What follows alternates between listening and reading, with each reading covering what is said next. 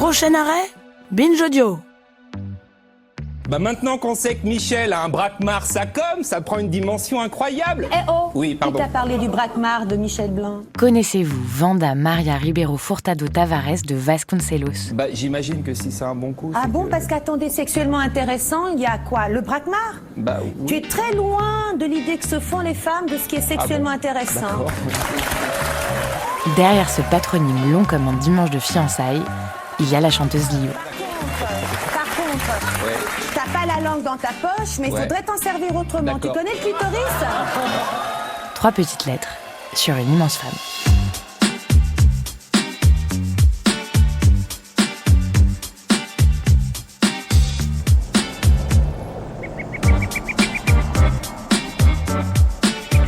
Wanda naît le 17 juin 1962 à Mangualde, petite ville dans le nord du Portugal. Ses parents ont 20 ans à peine. Le père, Fernando, vient d'une grande famille aristocrate. Il étudie la médecine. La mère, Lena, bachote la philosophie. Entre deux, ce n'est pas l'amour fou. Fernando est jaloux, tempétueux, et le Portugal des années 60 ne fait pas rêver.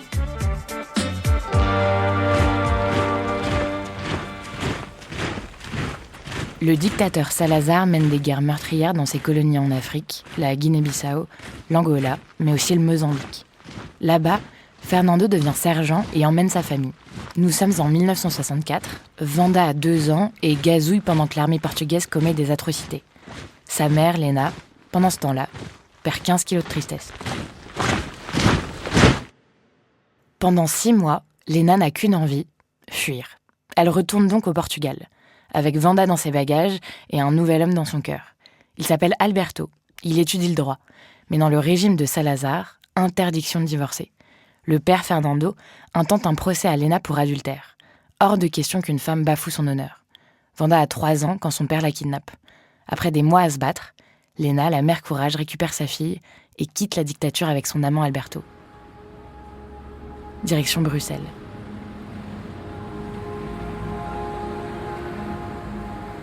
Lena et Alberto galèrent, font la plonge, déménagent. Pas le choix. Wanda a 6 ans et pour la première fois, elle voit sa mère pleurer. En 1969, naît Helena Nogueira, la petite sœur de Wanda et future chanteuse à succès. La famille de 68 arts finit par s'intégrer. Un jour, ils prennent la voiture pour aller chercher des tartes au sucre. Devant, les parents. Derrière, Helena, 3 ans, Wanda, 10 ans et un ami de la famille. Pendant les 40 minutes du trajet aller, l'homme la viole. Au retour, elle met sa petite sœur sur ses genoux. Elle songe, il ne lui ferait jamais ça à elle. S'il le fait, je hurle. L'homme reste dans son coin. Quelques années plus tard, elle finit par tout avouer à ses parents. Ils sont effarés, mais ne parlent jamais de crime.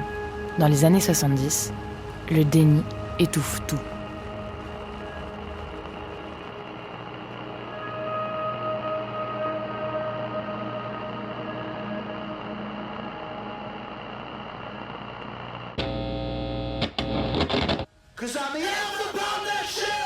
Cette période-là, c'est aussi celle du punk. Ambiance Sex Pistols, coups iroquoises et grèves de partout. Wanda, l'exilée portugaise, s'y reconnaît. À 14 ans, l'ado découvre Londres avec ses potes marginaux, émerveillé par ce côté libre et vénère. À 15 ans, la punkette écoute aussi du disco et France Gall.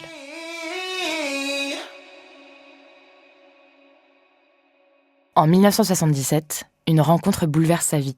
Dans la médiathèque où travaille sa mère, Wanda la rebelle a un coup de foudre pour son voisin de table. Il s'appelle Jacques Duval, a 10 ans de plus qu'elle et écrit des chansons. Autant dire, un dieu vivant. Il lui propose un rendez-vous dans un bar punk malfamé de Bruxelles. Wanda en fait des caisses. Avec sa tonne de crayons sur les yeux et son blouson en cuir bien trop grand, elle lui fredonne du France Gall. Jacques Duval est conquis. C'est décidé. Il va lui écrire une chanson. Le nom de scène de Wanda doit être à la hauteur de son aura. L'ado a récemment lu Barbarella, une BD de science-fiction érotique de Jean-Claude Forest. Son héroïne est brune, pétillante, téméraire, et s'appelle Lio. Alors ce sera Lio. Ce « O », c'est un peu trop masculin, non ? Lui rétorque-t-on. Et alors ?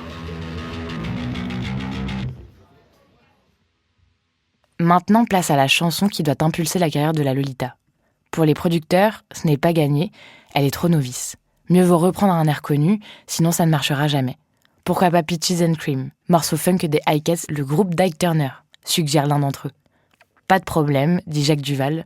Dans les paroles, il remplace les pêches par des bananes. Plus explicite, le musicien Jay Alansky fait l'arrangement. Le Banana Split est dans la boîte.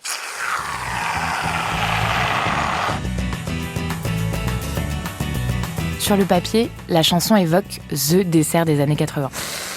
Des bananes, de la glace vanille fraise et du sirop de chocolat. Dans les faits, c'est une célébration de la fellation. Agrémentez le tout d'une jolie jeune fille qui se lèche les lèvres avec des robes roses flashy ou des conviés en cuir, et les Français sont conquis. Cette année 1979, les 45 tours du Banana Split s'écoulent à 2 millions d'exemplaires. Son album est certifié disque d'or. Lio est une nymphette lucide. Elle a bien conscience des paroles érotiques de Banana Split. Pas comme l'innocente France Gall qui interprète Annie aime les sucettes à l'anis sans en saisir le double sens. C'est Serge Gainsbourg qui l'avait composé. En 2020, Lio le qualifiera de Weinstein de la chanson. Mais 40 ans avant MeToo, Lio l'admire. Comme elle adule Jacques Duvall, qui devient son premier amant. Être la seule jeune fille en studio au milieu de tous ces musiciens, pas un souci. Danser en nuisette dans le clip d'Amoureux solitaire, un divertissement comme un autre. Pour Lio, dans l'industrie musicale, tout le monde est égal. En 1983, Jean Becker lui propose le rôle principal dans L'été meurtrier, celui de la séduisante et énigmatique Eliane. Mais elle laisse sa place à Isabelle Adjani. La raison, le chanteur Alain Chamfort, son amant d'alors. « C'est moi ou ce rôle », lui dit-il. D'ailleurs, l'amoureux toxique lui a composé son 3e album, Amour toujours. Les paroles sont plus sombres, c'est un flop. Nous sommes dans les années 80, le sida brise l'insouciance de l'époque. Et le public veut une Lio solaire. Alors en 86, Jacques Duvall lui écrit « Les brunes comptent pas pour des prunes ». Une chanson qui dénonce gentiment le machisme et les diktats de beauté. Un tube. Alors, ça s'est bien passé hier ? Hier ? Oh oui, c'était merveilleux. Elle était magnifique, mais pâle, si pâle. Cette année-là, sa frimousse envahit même le grand écran. Lio joue son premier rôle dans un film de la Belge Chantal Akerman. Le nom, Golden 80s, une comédie musicale rafraîchissante et mélancolique, comme elle. Oh, je sais, mais je peux pas m'en empêcher. Mais il ne te respectera pas. Pourquoi ? Il t'a dit quelque chose ? Avant Lily. Bonjour la bonne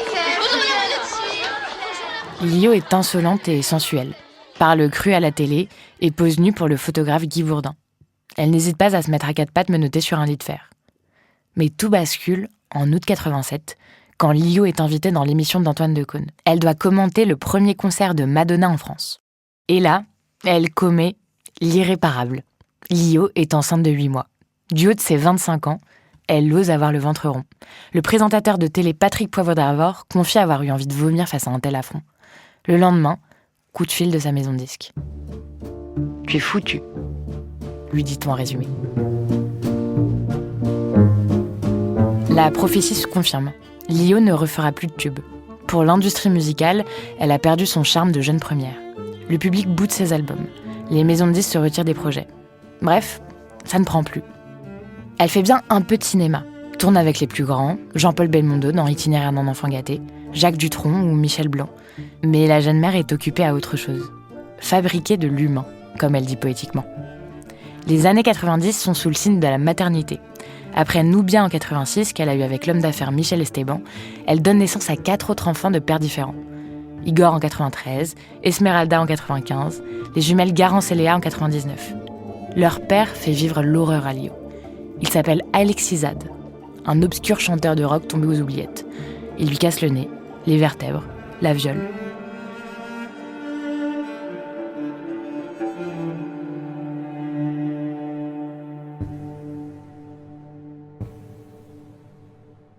Alors elle s'arme de courage et porte plainte. Il a l'interdiction de l'approcher. Et très vite, cette nouvelle fuite dans le Parisien. Elle en parle sur le plateau d'Ardisson qui lui coupe volontiers la parole pour complimenter son physique. Elle raconte la galère pour porter plainte, l'accueil misérable de la police. En elle, une colère fertile gronde.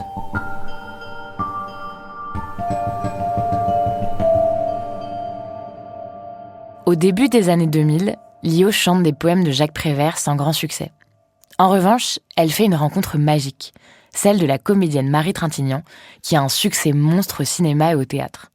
Un soir, Lio décide d'aller la voir en coulisses. Elle est subjuguée par sa beauté transcendante. En plus, elles ont des points communs. Marie Trintignant est mère de 4 enfants. Comme Lio, elle vit dans le 20e arrondissement parisien. Une amitié se noue. Elle projette d'écrire un livre nommé « Les hommes et les enfants d'abord ». D'ailleurs, en 2003, Lio donne naissance à son 6e enfant, Diego.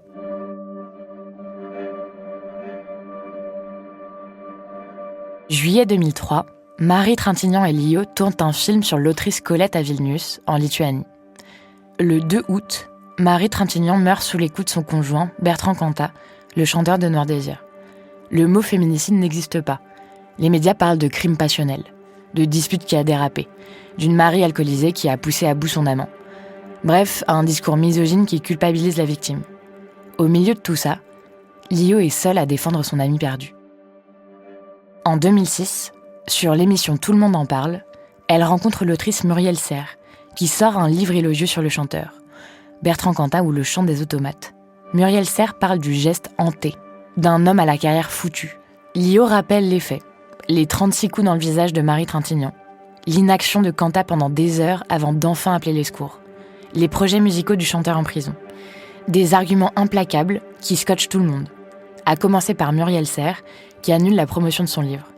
Mais ses prises de parole sur le Saint-Quentin coûtent cher à Lio. On annule ses dates à l'Olympia. Bertrand Cantat, lui, sort de prison en 2007, après 4 ans de peine, et redevient un chanteur à succès.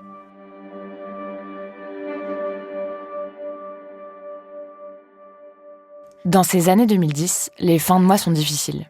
Lio a 6 enfants à nourrir. Alors elle apparaît un peu partout à la télé, dans des programmes grand public, Scène de ménage, Nos chers voisins, Les reines du shopping, dans des télécrochets, La nouvelle star en tant que jury émotive, The Voice Belgique, Danse avec les stars. Bref, Lio est partout sur le PAF. Elle ne vendra plus de nouveaux disques d'or, elle le sait. En 2012, elle participe à la tournée RFM Party 80. Le concept, des stars ringardes chantent leurs tubes. Direction le Zénith, Bercy et même le Stade de France. Là, on a inventé la machine à remonter le temps. Le phénomène est tel qu'un film voit le jour, Star 80, avec Richard Anconina et Patrick Timsit. Les années 80. Lio y joue son propre rôle, pleine d'autodérision. Elle incarne la nostalgie des années 80, punk et libre. Toute sa carrière, Lio a dû vivre avec une image de Lolita déchue, l'étiquette d'hystérique au beau minois, à la fois adorée et méprisée des hommes. Ce paradoxe, elle en parle dans son autobiographie Pop Model, sortie en 2005. Le texte n'a pas vieilli d'un poil. Tous les sujets sont abordés sans filtre. Son enfance pillée, les violences conjugales, Marie Trintignant, la misogynie crasse d'une profession qui n'a jamais voulu de sa liberté, la misogynie tout court. La préface du livre est signée Antoinette Fouque, grande penseuse féministe disparue en 2014 et cofondatrice du mouvement de libération des femmes, le MLF. Elle écrit « Lio naît libre de cœur et d'esprit dans un monde où aucune femme n'a pleinement droit à sa liberté, garde le tempo d'une libération permanente, plutôt que de s'ériger en femme libérée. » C'est vrai, Lio déploie sa liberté au quotidien, dans ses prises de parole, dans son statut de mère célibataire. MeToo est passé par là. Le mot féminicide existe. Bertrand Cantat est un assassin. Aujourd'hui, Lio n'a plus rien à prouver. Elle vit en Belgique et est devenue jurée de la version belge de l'émission Drag Race. Loin de Paris, avec sa longue chevelure grise et sans homme dans son sillon. Depuis 11 ans, elle est abstinente et elle le revendique. Aujourd'hui, les télés l'appellent pour dénoncer la complaisance du milieu du cinéma dans l'affaire Depardieu. Pas pour la moquer ou commenter sa mini-jupe. Aujourd'hui, Lio, on l'écoute.